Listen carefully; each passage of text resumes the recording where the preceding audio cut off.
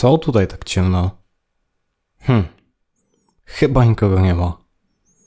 Może zapalę światło? I odradzam zakupu go w... Oj, to nie to. To spoiler. O, teraz już lepiej. Cześć, tu Patryk, a to jest kanał Patryk and Life. Dziś na tapet bierzemy zegarek od marki modowej. Tak, dobrze słyszysz. Dzisiaj recenzujemy majtkowca od Calvina Kleina. I wiem, że będzie to bardzo kontrowersyjny odcinek, a zegarkowi puryści będą mnie chcieli pożreć. W sumie to pewnie już szykują pochodnie i widły. Dzisiejszy bohater to zegarek o referencji K8W3114N z serii Achieve. Zapraszam. Calvin Klein to marka, której nikomu nie trzeba przedstawiać. Jest to amerykański dom mody założony w 1968 roku w Nowym Jorku. Ojcami marki byli projektant Calvin Klein oraz jego wspólnik Barry Schwartz. Styl marki to minimalizm w krojach, wzorach i w formie. Marka zyskała rozgłos również za pośrednictwem kontrowersyjnych reklam, których tutaj nie pokażę, ale możecie ich poszukać na własną rękę w sieci. Oprócz ubrań, marka znana jest z produkcji perfum, bielizny, biżuterii oraz chyba każdego możliwego elementu ubioru, w tym zegarków. W 1997 roku firma Calvin Klein podpisała umowę z grupą Swatch opiewającą na produkcję zegarków. Grupa Swatch to z kolei szwajcarski koncern, który zrzesza producentów zegarmistrzowskich, a w jej skład wchodzą m.in. takie firmy jak Omega, Tissot, Certina czy Blancpain.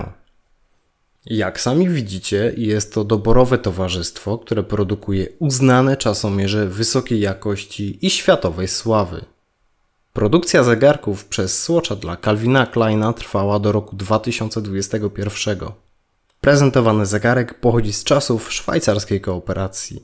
Warto powiedzieć kilka słów a propos legendarnego Swiss Made na tarczy zegarka. W świetle szwajcarskich przepisów, aby zegarek mógł być opatrzony tym zwrotem, musi spełniać szereg jasnych wymagań. Ich lista zmieniała się przez lata, więc przykładowo zegarek legitymujący się Swiss Made'em z lat 90.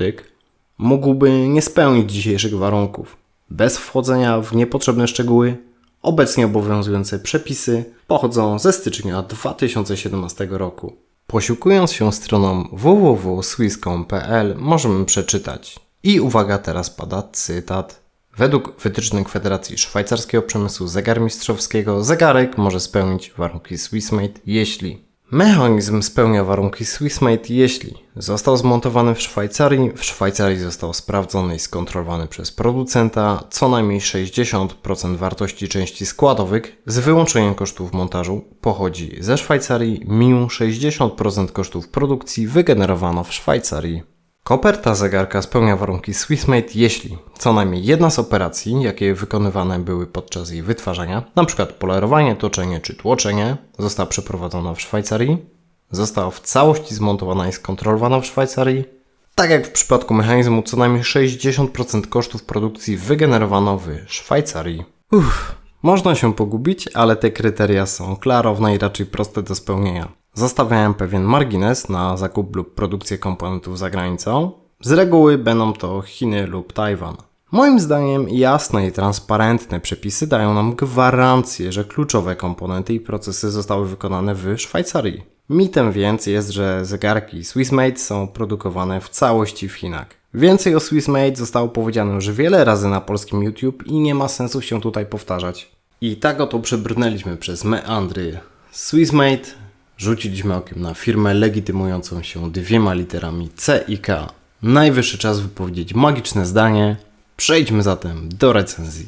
Ale zanim przejdziemy do recenzji, sprawdźmy, czy Twój palec wskazujący działa poprawnie. Kliknij lajka, zanim czas przestawi się na zimowy.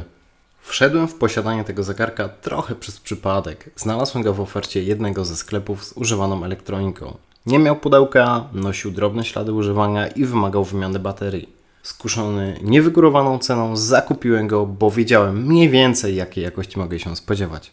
Po otwarciu paczki od razu wziąłem się za odpięcie bransolety, wymianę baterii i porządne czyszczenie wszystkich elementów. To ostatnie jest bardzo ważne w przypadku zakupu używanego zegarka. Po zdjęciu dekla zwróciłem uwagę na 2 rzeczy. Pierwszą z nich są sygnatury na wewnętrznej stronie dekla. Wynika z niej, że dekiel został wyprodukowany w Hongkongu. Drugą z nich jest mechanizm. Sercem zegarka jest szwajcarski mechanizm ETA F07111. Jest to solidna kwarcowa jednostka użyskowana na 3 kamieniach. Producent nie podaje dokładności chodu, natomiast strona Caliber Corner mówi o 10 sekundach na rok. Uważam, że jest to niemożliwe i prawdopodobnie chodzi o 10 sekund miesięcznie. Mechanizm jest utrzymywany w miejscu za pomocą plastikowego pierścienia, który również dociska baterię. Ciekawostką jest to, że taki sam mechanizm znajdziemy m.in. w zegarkach takich jak Tissot Carson, Rado D-Star, Certina DS Rookie czy Hamilton Hockeyfield. Całkiem nieźle jak na pogardzanego majtkowca, co? Przyglądając się mechanizmowi, zwróciłem uwagę na dosyć osobliwe rysy. Myślałem, że jest to kwestia jakości wykończenia tego zegarka. Specjalnie dla Was rozkręciłem i sprawdziłem inny zegarek z mechanizmem ETA z lat 90., w których zaobserwowałem bliźniaczo wyglądające ryski. Wygląda na to, że jest to taka uroda mechanizmu. Jeśli macie zegarki z kwarcowymi mechanizmami od ETY, to napiszcie w komentarzu, czy u Was też występują te rysy.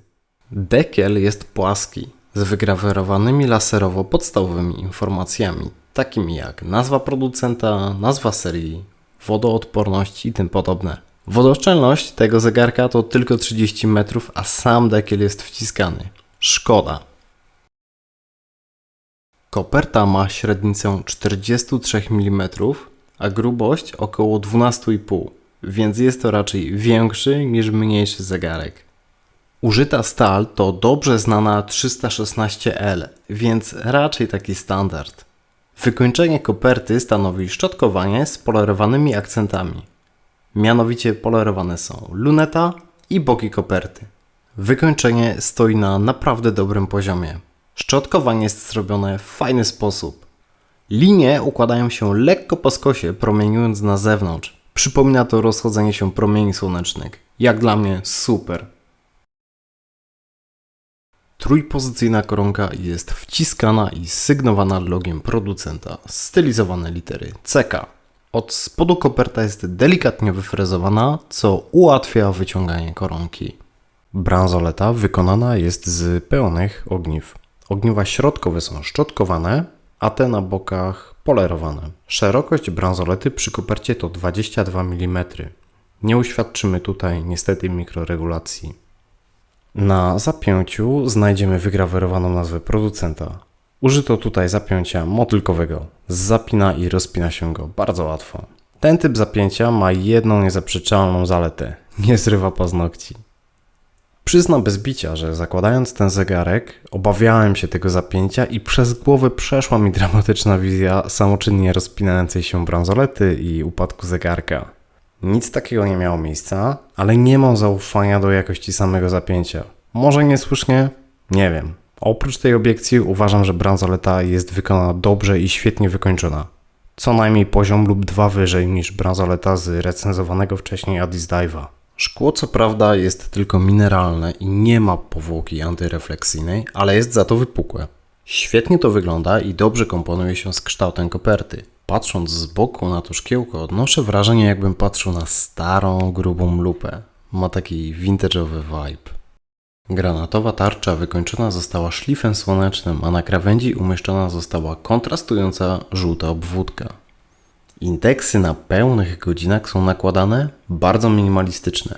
3 słupki, 2 zewnętrzne są z polerowanej stali, a środkowy to luma.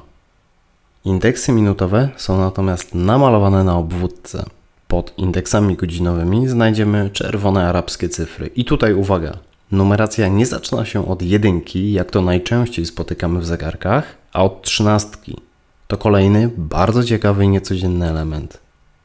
Na godzinie 3 znajdziemy datownik, a na godzinie 12, dokładnie w połowie odległości od środka tarczy do krawędzi, umieszczona jest nazwa producenta. Wskazówki są bardzo proste. Godzinowa i minutowa to prostokąty z polerowanej stali pokryte lumą na końcach, a sekundowa to taka igiełka. Ta jest bez lumy. Na dole tarczy widzimy oczywiście nasze ukochane Swissmade. Tarcza ze swoim szlifem genialnie komponuje się z kierunkiem szczotkowania koperty. Nie wiem, czy był to zamierzony zabieg, czy przypadkowy efekt, ale całokształt jest naprawdę wow. Luma jest dosyć słaba. Po naświetleniu pozwala na odczytanie godziny przez jakiś czas. No i to tyle. Nie mam nic więcej do opowiedzenia. Żadnej części ciała ta luma nie urywa. No dobrze, ale teraz najważniejsze. Co myślę o tym zegarku i czy warto się nim zainteresować? Design, wykonanie i dbałość o szczegóły sytuują ten czasomierz wysoko w moim osobistym rankingu. Nie można mu nic zarzucić na tej płaszczyźnie. On jest po prostu ładny i przemyślany. Widać, że Calvin Klein oprócz projektowania ubrań potrafi, kolokwialnie mówiąc, w projektowanie zegarków oraz wie, jak zadbać, żeby każdy element wykończenia pasował do całej reszty. Gwarantuję Wam, że zrobicie furorę tym zegarkiem na randce czy w pracy. Niestety, łyżką dziegciu jest niska wodoodporność oraz dekielek. I wiem, możecie powiedzieć, hej, ale Breitling Nav Timer też ma tylko 30 metrów wodoodporności. No i w sumie to macie rację, ale w grupie Swatch mamy Tissota, który słynie z wciskanych dekli i odporności opiewającej na 100 metrów, jak w przypadku PRX. Uważam, że producent powinien się wysilić na te chociażby 50 metrów. Tym bardziej, że prezentowany model nie jest chronografem i nie musimy się martwić o uszczelnienie przycisków.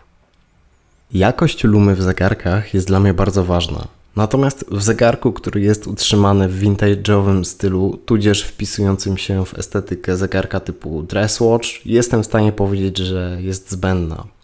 Akurat w tym zegarku jest tak słaba, że producent mógł jej po prostu nie używać. W tej formie jest ona bardziej dla zasady. Ostatni punkt, czyli cena. Cena katalogowa tego zegarka wynosi aż 1129 zł, co jest ceną niewspółmiernie dużą i odradzam zakupu go w takiej kwocie. Warto dodać, że cechą charakterystyczną majtkowców jest to, że ceny tych zegarków na wyprzedaży wynoszą około 30-40% ceny katalogowej. Z kolei taka cena jest jak najbardziej ceną uczciwą i zakup w tej kwocie stanowi łakomy kąsek. W takim wypadku w cenie najtańszych i oklepanych zegarków mamy prawdziwego Swissmade'a z wypukłym szkłem oraz nietuzinkowym designem. No dobra, to już wiecie, co sądzę o tym zegarku. Żeby była jasność, nie tylko bardzo go polubiłem, ale chyba nawet mnie trochę oczarował. Myślę, że nie będę go nosił codziennie, ale zagości regularnie na moim nadgarstku. No i tradycyjnie, dzięki, że dotrwałeś do końca. Jeśli Ci się podobało, kliknij suba i daj łapkę. To dla Ciebie jedno kliknięcie, a dla mnie duży krok w rozwoju tego kanału. Dzięki, cześć i do zobaczenia w przyszłości.